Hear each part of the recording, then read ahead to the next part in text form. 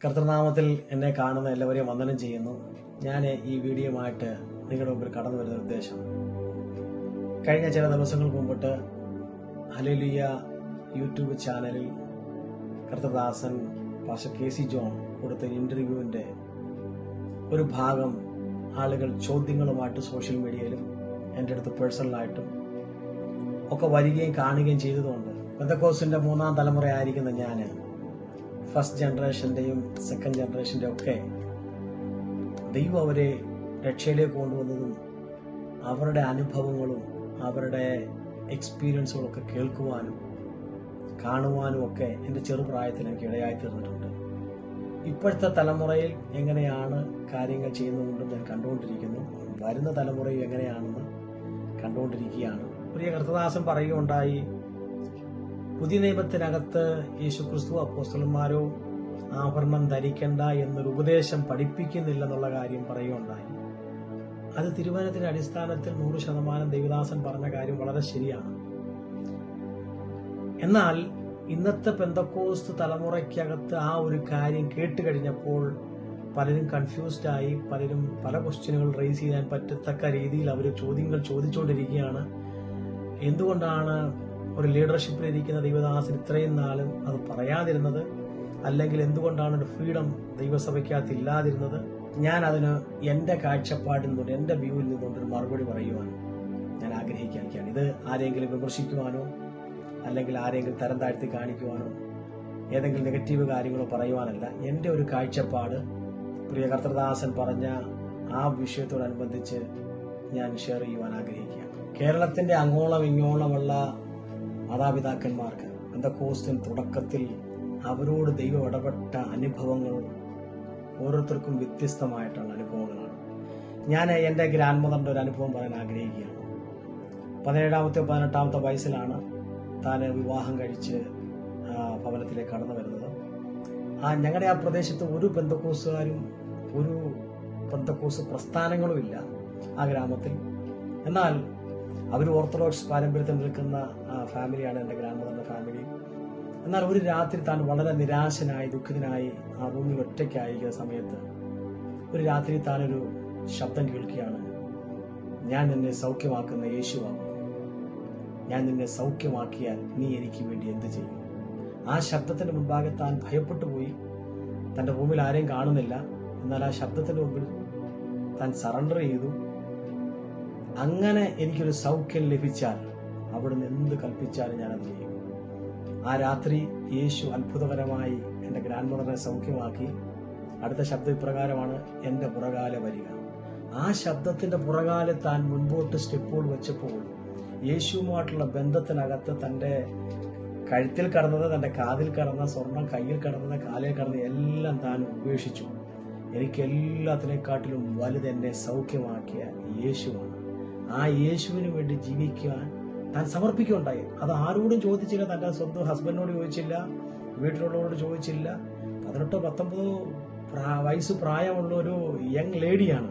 എന്നാൽ തന്റെ ഉള്ളിൽ ദൈവം കൊടുത്ത കൺവിക്ഷൻ, ആ ഉറപ്പ്, ആ നിശ്ചയം, അതിന്റെ മുമ്പിൽ താൻ ആരെയും വകവെച്ചില്ല. യേശു എന്തു പറഞ്ഞോ അത് കേട്ടു മുൻപോട്ട് സ്റ്റെപ്പ് എടുത്തു. ഇതുപോലെയുള്ള അനുഭവങ്ങൾ കേരളത്തിന്റെ അങ്ങോളം ഇങ്ങോളം അനേക മാതാപിതാക്കൾക്ക് ഷെയർ ചെയ്യുവാൻ, പറയുവാൻ കാണും. ഒരുപക്ഷെ വ്യത്യസ്തങ്ങളായ അനുഭവങ്ങൾ കാണും.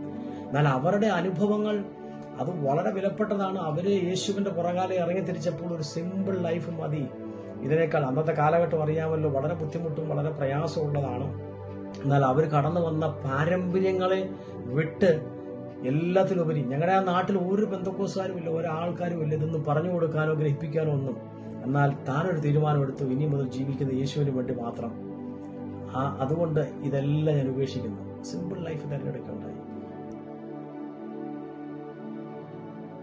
ധാരാളം പറയാറുണ്ട്, ധാരാളം. അതിലൊന്ന് രണ്ട് അനുഭവങ്ങളൊന്ന് പറഞ്ഞാട്ടെ. 48 ഞങ്ങൾ ജാക്കോബ സമുദായത്തിലായിരിക്കുന്നു. പെന്തക്കോസിന്റെ ഉപദേശം കേൾക്കുവോ, തിരുവചനം വായിച്ച് മനസ്സിലാക്കുവോ ഒന്നും ചെയ്യാത്ത ഒരു കാലയളവ്. ഞങ്ങൾ കരേവരത്താകുന്നു താമസിച്ചിരുന്നത്. ഇവിടെ വന്ന് താമസിക്കുമ്പോൾ ഒരു വലിയ കാട്ടുമലയായിരുന്നു. വഴിയും ഒന്നുമില്ലാത്തൊരു സ്ഥലം. അതെ. ഇവിടെ പ്രാർത്ഥനയെന്ന് പറയുമ്പോൾ സംസ്കാരക്രമത്തിലെ പ്രാർത്ഥന എന്ന് പറഞ്ഞാൽ സമുദായത്തിലെ പ്രാർത്ഥന. അതേ സമയത്ത് ഞാൻ സ്വതന്ത്രം പറയാനൊന്നും അറിയത്തില്ല, ഞാനൊട്ട് കേട്ടിട്ടുമില്ല, തിരുവചനം കേട്ടിട്ടില്ല, വായിച്ചിട്ടില്ല, ഒന്നുമില്ല. അതേ സമയത്താണെങ്കിൽ രണ്ടാമത്തെ ശബ്ദം, നീ എന്റെ പിന്നാലെ വരിക, എന്റെ അവസാന മണിക്കൂർ വരെ ഞാൻ അത്ഭുതകരമായി ജയോത്സവമായി ഞാൻ നിന്നെ നടത്തും. എന്റെ പിൻഭാഗത്ത് നിന്ന് ആരോ സംസാരിക്കുന്നു എന്ന് എനിക്ക് തോന്നി. സംസാരിക്കുമ്പോൾ എന്റെ ആത്മാവിനാൽ ഞാൻ നിന്നെ അഭിഷേകം ചെയ്യുന്ന ശബ്ദത്തോടുകൂടെ ഞാൻ തറയിൽ കിടക്കുന്ന മാത്രമേ അന്യഭാഷയുടെ കൂടെയാകുന്നു. ഞാൻ എഴുന്നേറ്റ് ഇങ്ങനെ മുട്ടുകുത്തി. അരി ഉരലിട്ട് ഇടിച്ചു പിടിച്ചാൽ ഇതുപോലെ പൊടിയും, അതുപോലെ ഞാൻ പൊടിയും, തകർന്നു.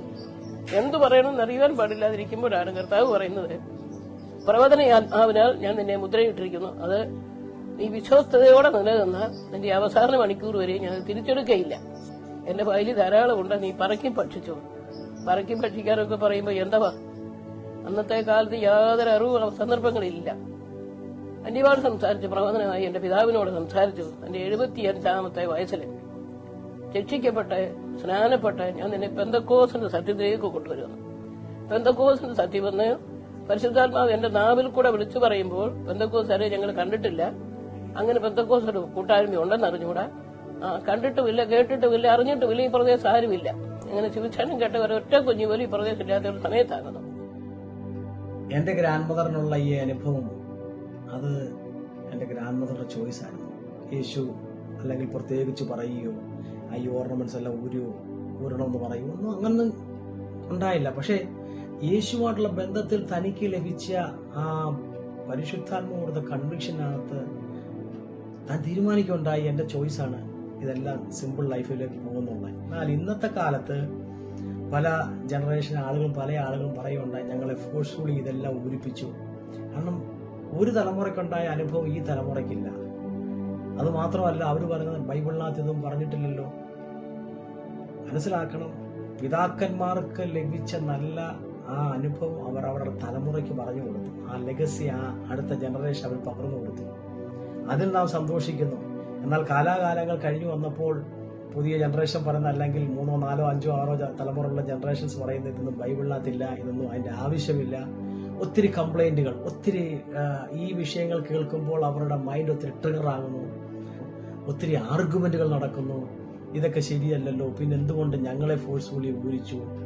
ഈ അനുഭവങ്ങൾ ഉള്ളവർക്ക് ഒരിക്കലും ഇതൊന്നും ചോദിക്കുവാനോ മർമർ ചെയ്യുവാനോ അവരൊന്നിനെ പുറകാലെ പോകത്തില്ല. ഞാൻ എന്റെ ചർച്ചിൽ പ്രസംഗിക്കുമ്പോൾ ഇപ്രകാരം പറയാറുണ്ട്, കർത്താവ് നിങ്ങളെ കാലാകാലങ്ങളിൽ വിളിക്കുന്നുണ്ട്. ഒരുപക്ഷെ അത് കേരളത്തിൽ വെച്ചായിരിക്കാം, അല്ലെങ്കിൽ ഇന്ത്യയുടെ ഏതെങ്കിലും സ്റ്റേറ്റിൽ വെച്ചായിരിക്കാം, അല്ലെങ്കിൽ ഗൾഫിൽ വെച്ചോ ലോകത്തിന്റെ ഏതെങ്കിലും ഭാഗത്ത് വെച്ചായിരിക്കാം നിങ്ങൾ കർത്താവിലേക്ക് കടന്നു വന്നത്, അല്ലെങ്കിൽ രക്ഷയുടെ അനുഭവത്തിലേക്ക് കടന്നു വന്നത്.